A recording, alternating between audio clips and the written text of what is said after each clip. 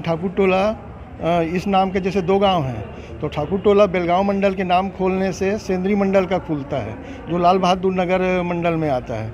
वैसे ही कातल वही है तो दो कातल वही है, एक मुसरा कातल वही है और एक कुलिंद्रा कातल वही है। वैसे ही कुर्सी पार दो है तो एक कुर्सी पार खोलने से दूसरा कातल वही खुलता है। वैसे ही पीपर खार दो है तो एक पीपर पार खोलने से दूसरा पीपर खार खुलता है।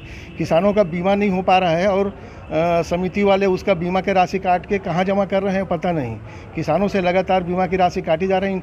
एक गांव का प्रॉब्लम नहीं है, चारों गांव का प्रॉब्लम है और 6 गांव में पिछले 6 महीने से ये प्रॉब्लम चल रहा है। और यदि अभी ये समस्या नहीं हो पाया तो चना का बीमा नहीं करवा पाएंगे।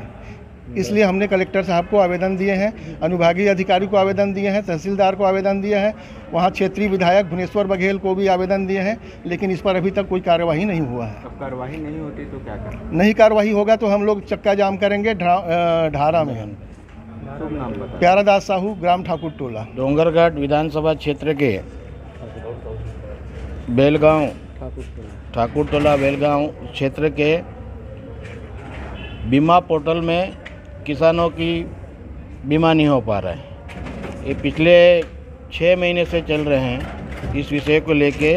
इसमें पोर्टल में ये विसंगति आ रही है कि एक ही नाम के 2 गांव हैं, तो पोर्टल में ठाकुर टोला खोलते हैं, दूसरा ठाकुर टोला निकल जाता है। किसान अपने बीमा करवा नहीं पा रहे हैं।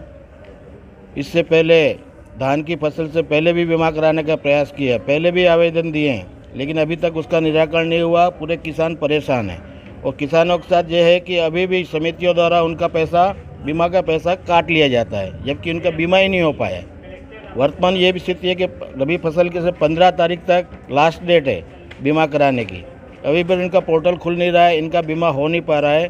किसान, पूरे क्षेत्र के लोग पूरे परेशान हैं। इस विषय का आवेदन एक पत्र देने कलेक्टर साहब के पास आए थे, आज एक आवेदन दिए हैं और उसके ऊपर आगे क्या कार्रवाई होती है उसको देखेंगे।